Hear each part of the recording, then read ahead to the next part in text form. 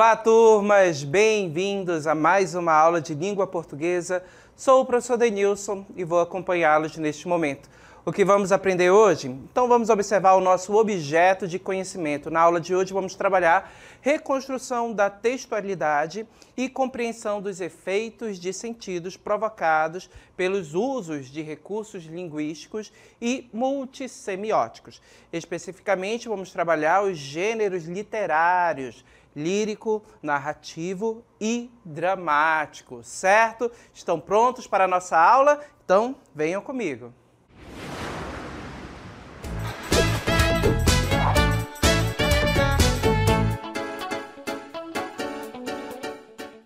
Na aula de hoje nós vamos trabalhar gêneros literários.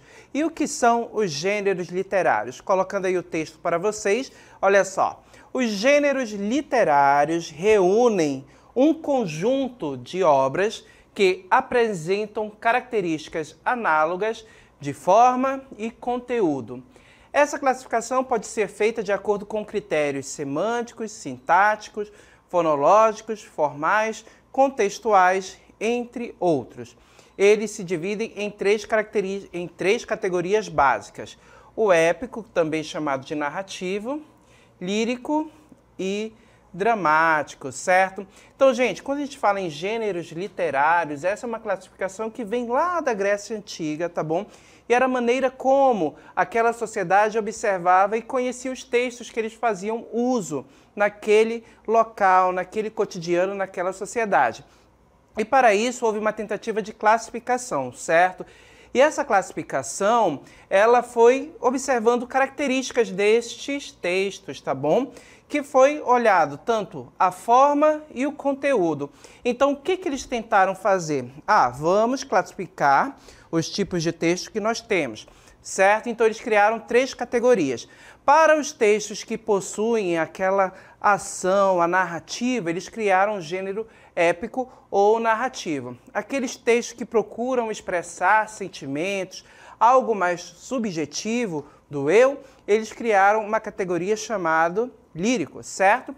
E para aqueles textos que foram produzidos, que são escritos para serem dramatizados, encenados, eles criaram a categoria dramático. Vamos compreender cada um desses. Então, olha só. O gênero épico ou narrativo, o que vai caracterizar ele? Olha só, há a presença de um narrador, ou seja, alguém que irá contar a história. Então, nesse gênero épico ou narrativo, nós vamos ter essa presença desse narrador, responsável por contar uma história na qual as personagens atuam em um determinado espaço e tempo. Então, lembram lá do texto narrativo que nós já estudamos? Temos a presença dos elementos narrador, personagens, certo? Vamos ter a ação também, que será uma grande característica deste texto. Essa ação, ela é colocada, apresentada para a gente no texto pelos verbos, certo? Então, o gênero épico ou narrativo vai ter essas características. Claro, tudo isso, esses personagens, eles sempre vão fazer essas ações em determinado espaço, em um local físico, certo? E essas ações são desenvolvidas no tempo também, ok? Vamos observar um exemplo de um gênero deste tipo, narrativo ou épico, como ele é chamado? Então vamos lá. Temos aqui uma fábula. A fábula pertence a este gênero literário, o narrativo. E observe que nessa história nós vamos ter personagens, certo? Vamos ter um narrador que irá contar essa história. Quando a gente lembra do narrador, você já sabe, o narrador ele pode contar a história, certo? De longe. É aquele narrador observador, que apenas observa os fatos e conta o que vê. Ou podemos ter um narrador que será personagem também, certo? Narrador-personagem é aquele que, além de contar a história, ele participa das ações, de tudo que acontece naquela narrativa, naquela história. E existe um narrador do tipo onisciente, que vocês irão estudar mais adiante. Esse narrador ele funciona como se fosse um deus, ele conhece a fundo a narrativa, as ações, tudo que já aconteceu, que irá acontecer, ele conhece também o interior dos personagens, ou seja, o que os personagens pensam, o que eles acham, os comportamentos, ele sabe de tudo nos mínimos detalhes. As narrativas que apresentam esse tipo de narrador, certo? Elas têm um tom muito subjetivo e um narrador mais profundo, certo? Porque ele é um conhecedor de tudo. Funciona como se fosse um deus dentro do texto. Agora, observando aqui a nossa fábula, a raposa e o corvo. Acompanhem comigo a leitura.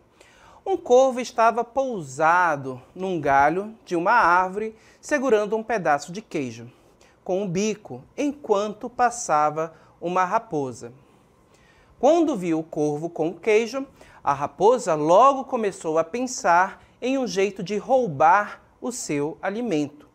Logo, ela pensou num plano e foi para debaixo da árvore falar com o animal. Que pássaro lindo! Que penas e cores maravilhosas! Será que a voz dele também é bonita? Seria a ave mais impressionante que eu já vi? Isso a raposa falando para o corvo. Escutando aquilo, o corvo ficou orgulhoso e cheio de vaidade. Para mostrar a sua voz, ele abriu o bico e começou a cantar. Foi então que o queijo caiu e a raposa correu para pegá-lo. Esperta, ela respondeu: Você tem uma voz bonita, mas não tem inteligência. Moral da história: cuidado com aqueles que aparecem e nos elogiam demais, certo? Então, pessoal, neste texto, nesta narrativa, certo? Observem que nós temos um personagem, quer dizer, dois personagens, a raposa e o corvo. Observem que temos um narrador que conta essa história. Esse narrador, ele é observador. O espaço, por se tratar de animais, a gente compreende que esse espaço é uma floresta, o local onde esses animais vivem, certo? E temos aí a ideia do tempo também. Percebam que a nossa história começa com um corvo com um queijo no bico quando passa uma raposa, certo? E ao final a gente tem o corvo sem esse queijo. Então percebam que aconteceram ações ao longo desse período, que dá para a gente essa ideia de tempo, que fez com que o corvo perdesse esse queijo. Então, nós temos aí um tempo. Apesar dele não estar marcado com horas, dias específicas ou ano, percebam que o tempo existe e o tempo ele passa nessa história, ok? E percebam também que este tempo está indeterminado. Quando a gente tem um tempo indeterminado no texto, percebam que ele mostra para a gente a ideia que quer transmitir é que esses acontecimentos da narrativa podem acontecer em qualquer momento da vida, em qualquer época, certo? Já pode ter acontecido, pode estar acontecendo agora ou ainda vai acontecer. Quando se determina o tempo, percebam que a gente tem um texto que se torna atemporal. As ações deles são atemporais, podem ocorrer em qualquer momento, certo? E observe que a gente percebe essa passagem de tempo dentro do nosso texto. Então, observem também que temos ações, certo? E as ações elas são desenvolvidas ali exatamente pela raposa, que ela é muito esperta, certo? Ela viu o queijo lá do corvo e o que ela queria era aquele pedaço de queijo para ela. Então, ela desenvolveu diversas ações e traçou uma estratégia, começou a elogiar o corvo, né? Elogiou tanto que o corvo ficou muito vaidoso e começou a cantar. Perceba que o corvo foi enganado e o pedaço de queijo caiu e quem pegou? A raposa. E ela ainda solta um deboche para o corvo, né? Você é muito bonito, canta muito bem, mas não tem inteligência.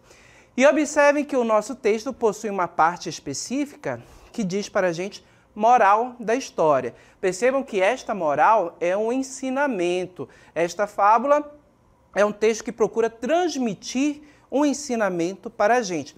E qual ensinamento esta fábula, este texto narrativo trouxe para a gente? Colocando aí mais uma vez, olha só, a nossa moral. Cuidado com aqueles que aparecem e nos elogiam demais, certo? Então observem que é para nós termos cuidado com estranhos que se mostram bem intencionados, certo? Nós não conhecemos essas pessoas e não sabemos do que elas são capazes. Então, percebo que esse ensinamento é transmitido para a gente por meio das ações que aconteceram nessa história, que envolveu o corvo e a raposa. Outro ponto que tem que ser chamado a atenção é exatamente o fato dos personagens. Percebe que esses personagens são animais e nessa história nós temos a figura de linguagem personificação. Os animais são personificados. Tanto o corvo quanto a raposa são animais que têm ações humanas, certo? Então percebo que ao personificar esses animais, nós também temos aí uma representação. Quem esses animais representam?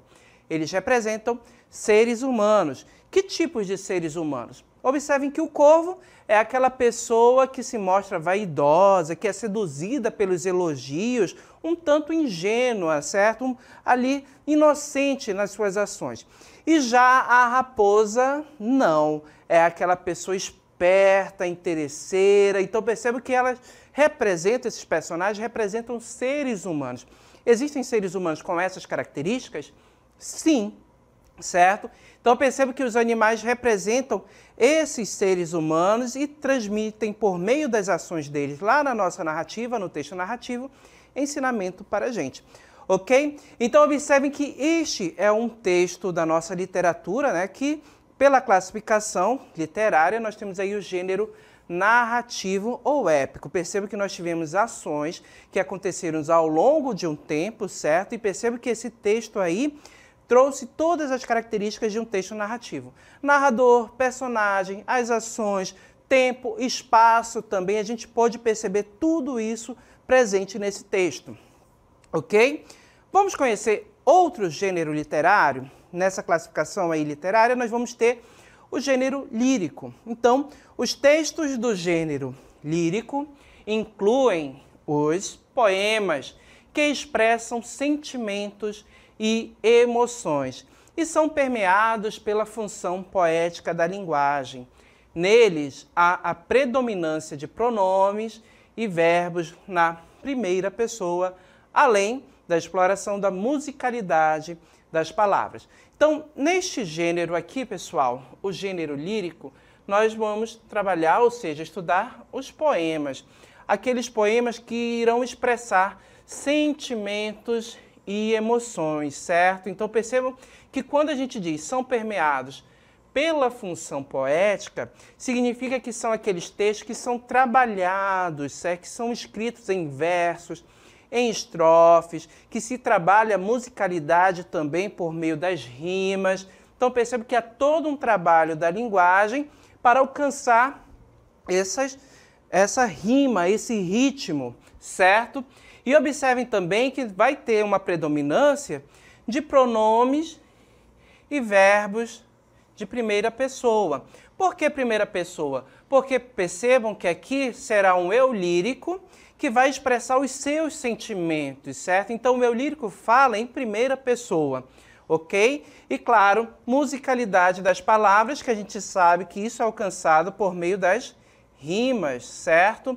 Dentro do texto, das rimas, da contagem das sílabas poéticas também, certo? Então, essa musicalidade pode ser alcançada desta forma. Quando a gente pensa nesse gênero lírico, a gente tem que lembrar também que lá naquele período, na antiguidade, muitos poemas eram escritos para serem acompanhados com um instrumento musical, chamado lira, um instrumento de cordas. Então percebam que, para ser acompanhado com esse instrumento, claro que o texto tem que ter uma musicalidade, certo? E ao longo dos anos, os poemas continuaram sendo produzidos na nossa literatura e pelos povos. Vamos observar um exemplo? Colocando aí para vocês. Meus 8 anos. Oh, que saudades tenho da aurora da minha vida, da minha infância querida, que os anos não trazem mais. Que amor, que sonhos, que flores, naquelas tardes fagueiras, à sombra das bananeiras, debaixo dos laranjais. Como são belos dias do despontar da existência, respira a alma inocência como perfumes a flor. O mar é lago sereno, o céu um manto azulado, um mundo, um sonho dourado, a vida um hino de amor. Então observem que temos aqui um poema de Casimiro de Abreu, certo? E neste poema, vocês observam logo no título que ele fala Meus 8 anos, certo? Então observem que nós temos aqui no poema um eu lírico que está falando da sua infância. Lembram das características que nós falamos com relação ao gênero lírico? Observe que o gênero lírico vai expressar sentimentos, certo? E assim como no texto narrativo nós temos a figura do narrador que conta a história, aqui no gênero lírico nós vamos ter o eu lírico, tá, gente? A gente chama de eu lírico no poema, que é como ele funciona como um narrador do poema, é quem fala no poema, tá? Lembrando sempre que o poema é um texto escrito em versos e organizado em estrofes, ok? E observem também que a gente já marca aqui no título do nosso texto que o eu lírico está falando dele mesmo, certo? E perceba que ele diz, meus 8 anos. Observem que a palavra meus é um pronome, certo? Um pronome de primeira pessoa. Então a gente já marca aqui que é o próprio eu lírico que está falando nesse texto sobre a sua infância. E o que ele diz sobre a sua infância? Oh, que saudades que tenho! Então olha só, a palavra saudade.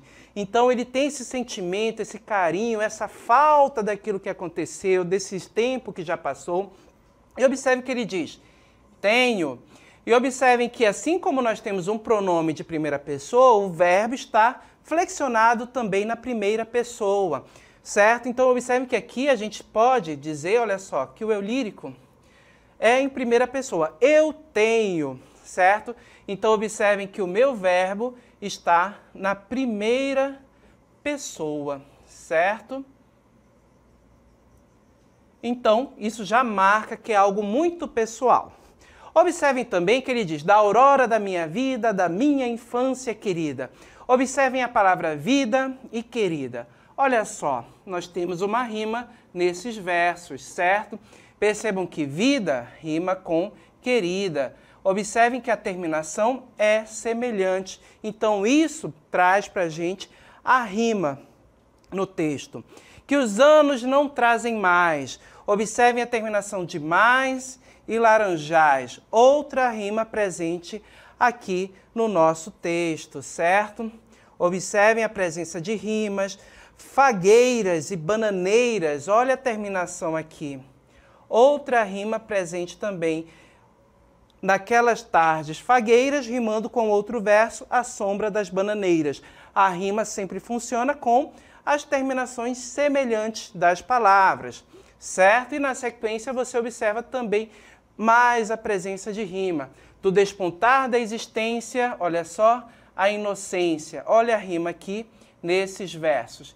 Então observe que o nosso texto trabalha com a musicalidade, certo? Fazendo uso das rimas, apresenta pronomes e verbos na primeira pessoa.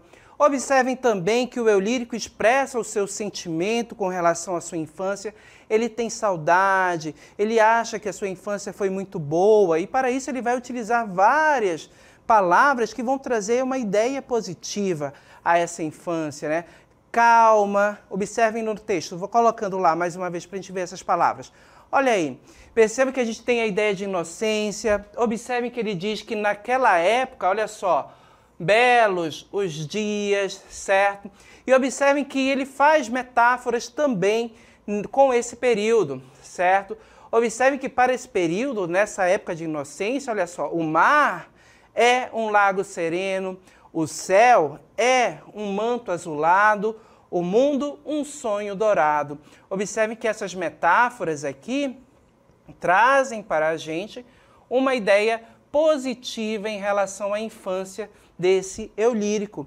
E por isso que esse eu lírico sente falta dessa infância, porque tudo era lindo, tudo era perfeito para ele. Então observem que nós temos aí no texto, no gênero lírico, observe a expressão do sentimento eu lírico a todo momento, expressando seus sentimentos em relação àquela infância que para ele foi muito boa, certo? Então, observe que os textos, poemas que pertencem ao gênero lírico são exatamente esses tipos de textos que vão expressar sentimentos, certo? Do eu lírico. Sentimentos e emoções diversas, ok? Vamos ao próximo gênero literário, colocando aí, olha só. De acordo com a definição de Aristóteles em A Arte Poética, certo? Percebam que Aristóteles é um pensador grego, um filósofo, e ele é um dos que idealizaram essa caracterização, essa distinção de gêneros, certo? Nessa obra, A Arte Poética. E observe que ele vai falar de um outro tipo de texto, outro gênero, o gênero dramático. Ele vai dizer, os textos dramáticos, certo? São próprios para representação e apreendem a obra literária em verso ou prosa passíveis de encenação teatral. Então, observem que esses textos, os textos dramáticos, eles eram escritos para o teatro, para a encenação, para os atores interpretarem diversas obras. Então, observe que nós vamos ter uma característica toda especial relacionada a esse tipo de texto, certo? Então, perceba que ele pode ser escrito tanto em versos, como também em prosa, certo? Com texto em parágrafos. Vamos observar um exemplo que fica mais claro para a gente o que é o texto dramático. Colocando aí, temos um texto dramático de John Darling e nesse texto o título é Com Saúde Não Se Brinca. Observe que na escrita do nosso texto eu já tenho uma especificação aqui. Personagens. Então, indicando para a gente quem estará presente neste texto, nesta narrativa. Quem serão os personagens? Nós temos narrador, lembrando que o narrador conta a história, certo? A bailarina e o internauta. São 3 personagens. Observem também que eu tenho uma outra especificação com relação a esse texto. Vou destacar aqui para vocês. Olha só, cenário. Então, esse cenário vai dizer para a gente, vai nos relacionar a uma ideia de lugar, certo? Aonde essa história vai acontecer. Observem que, diferente de uma fábula, esse texto, ele inicia especificando essas questões. Personagens, cenário, como será o cenário, ele é diferente do texto narrativo. Lá no texto narrativo, na fábula, o corvo e a raposa, observem que nós já começamos na história, já verificando o que a história traz para a gente, conhecendo a história. Aqui não, a gente tem toda uma introdução, todo um preparo. Por quê? Porque esse texto vai ser encenado, ele foi escrito para o teatro. Então tem que se saber quem são os personagens, como é que será o espaço em que as cenas vão ocorrer, em que os atores irão interpretar esse texto, certo? Continuando nele, vamos voltar lá. Observem no cenário. O que o cenário diz? Um ringue, certo? Um ringue, a gente tem a ideia daquele ringue de luta, onde acontecem as lutas, certo? De um lado deve ficar a bailarina, olha só, especificando o local que a bailarina vai ficar, e do outro o internauta, sentado em uma cadeira na frente de um computador, com um fone de ouvido e um saco de salgadinhos. Então observem que nós temos aqui um detalhamento de como será esse cenário, como os personagens estarão organizados, em que lado ficará o personagem, em que lado ficará o outro, o que terá nesse cenário compondo, certo? As ações. Então percebe que temos toda essa especificação. Na sequência, olha só, figurino. Olha só, o que significa o figurino aqui, pessoal? As roupas, certo? Então observe que a gente já viu quem são os personagens, como o espaço vai ficar organizado e também as roupas que essas pessoas estarão vestindo, que esses personagens estarão vestidos. Como é que eles estarão vestidos? Bailarina, olha só, com roupas esportivas e internauta com roupas de moda gamer, né? De videogame, de jogos virtuais, online, certo? Então observe que a gente teve toda uma preparação antes do nosso texto. Olha só, quem são os personagens? Como será o lugar em que a história vai acontecer e depois como eles estarão vestidos. Agora, observe que na sequência já começa a nossa história. Observe que eu tenho destacado aqui, em letras maiúsculas, a palavra narrador. E isso indica para a gente que é o momento desse personagem falar. Ou seja, quem vai estar falando neste ponto da história? O narrador. Quem é o narrador? Aquele que conta a história. Observem que o nosso texto é um texto narrativo, ele tem características narrativas. Porém, ele foi escrito e preparado para ser encenado no teatro. Então, por isso que ele tem uma estrutura diferenciada. E o que o narrador irá dizer? Nossa história hoje é um dilema, um duelo, uma pergunta que não quer calar. O que é melhor? Uma vida sem fazer nada, sem exercícios, ou uma vida de suor e muito esforço? E observem que ele termina aqui a narrativa dele com essa pergunta, introduzindo a história. Na sequência, observem que eu já tenho a indicação de que outro personagem irá falar. A bailarina. Eu sou uma bailarina, minha vida é dançar, danço todos os dias, pratico meus exercícios para não cair no sedentarismo. E observe que lá pela descrição do cenário, a gente sabe que a bailarina vai estar de um lado do ringue. Enquanto isso, o internauta estará do outro. Olha a fala do internauta. Perceba que esses dois personagens irão dialogar dentro daquele espaço. Não me importo com exercícios, minha vida é na internet. Fico sabendo de tudo em tempo real. Não preciso de exercícios, sou feliz assim. Então observe que a gente tem aqui a questão do conflito nesse diálogo. Uma personagem falando o quanto é bom se exercitar e o outro dizendo que não precisa de nada disso e que ele é feliz sem fazer exercício físico. Certo? Na sequência, a gente observa que há uma intercalação desses personagens conversando, certo? Observe que a todo momento a bailarina fala e depois o internauta fala, certo? E observem que esse diálogo segue no nosso texto. E chega a um ponto que aparece isso aqui. O internauta levanta da cadeira para ir embora e se sente tonto. Qual é a importância deste tipo de texto, dessa parte do texto, que nós chamamos de rubrica, gente? Qual a importância dessa parte? Perceba que aqui está indicando uma ação que o internauta, que um dos personagens devem realizar. Então, neste momento da história, ele tem que levantar para sair, para ir embora, e ele tem que se sentir tonto. Então, ele tem que interpretar isso neste momento. E na sequência, observem que aparece outra rubrica aqui também. Olha só. Aqui diz, o internauta começa a pesquisar e se assusta com os resultados que encontra na internet. Então, observe que são orientações para os atores, para as pessoas que irão encenar. Então, observe que o nosso texto, esse texto dramático, ele foi preparado para o teatro, para que pessoas possam encenar, dramatizar esse texto. Então, vamos conhecer, vamos verificar como essa história se desenvolve na realidade? Então, vamos aí assistir agora exatamente a dramatização desse texto que nós acabamos de analisar com vocês. Nossa história hoje é um dilema, um duelo, uma pergunta que não quer calar. Que é melhor, uma vida sem fazer nada, sem exercícios, ou uma vida de suor e muito esforço? Eu sou uma bailarina. Minha vida é dançar. Danço todos os dias e pratico os meus exercícios para não cair no sedentarismo. Eu não me importo com exercício. Minha vida é aqui, na internet. Dá para saber de tudo em tempo real e aí eu não preciso de nenhum exercício para isso. Então, tô feliz assim, viu? Mas não é assim que deve ser, viu? Todos nós precisamos nos exercitar. Pra quê?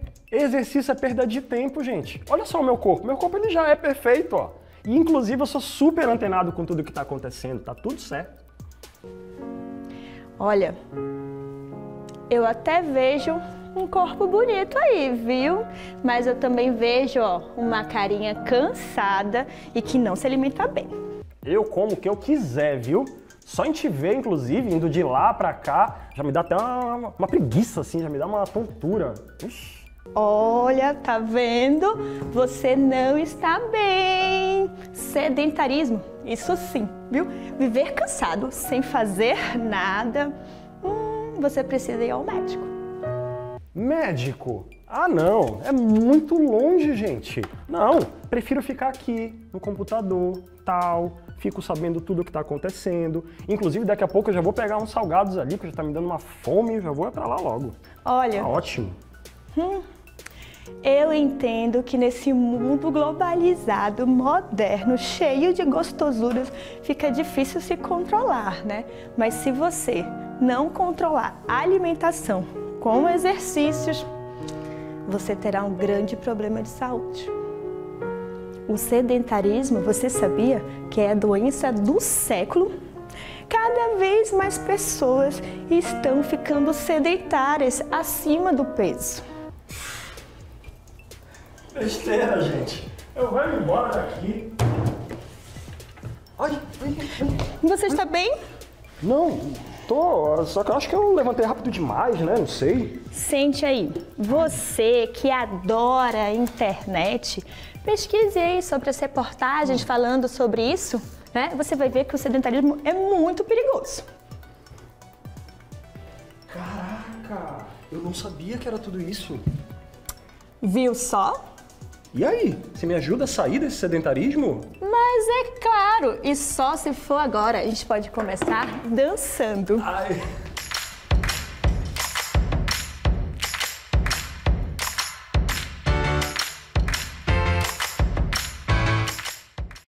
Muito bem, então vocês acabaram de visualizar o texto dramático, certo? Texto teatral concretizado, ele foi encenado, ele foi dramatizado. E você observou pelas descrições como os personagens se vestiram, a gente tinha definição isso lá no texto, certo? Da roupa da bailarina, como o internauta estaria vestido. Nós tínhamos a definição também do espaço, vocês observaram como o espaço deveria ser. A gente viu que era um ringue, a gente viu a mesa do internauta também e até as ações que eles iriam realizar, o diálogo entre os dois. E perceba que o momento que o internauta tem que levantar e se sentir tonto, isso apareceu na dramatização. O momento em que o internauta tem que pesquisar sobre sedentarismo, isso apareceu também na encenação. Então observem que o texto dramático é exatamente esse texto pronto, preparado para ser dramatizado e encenado.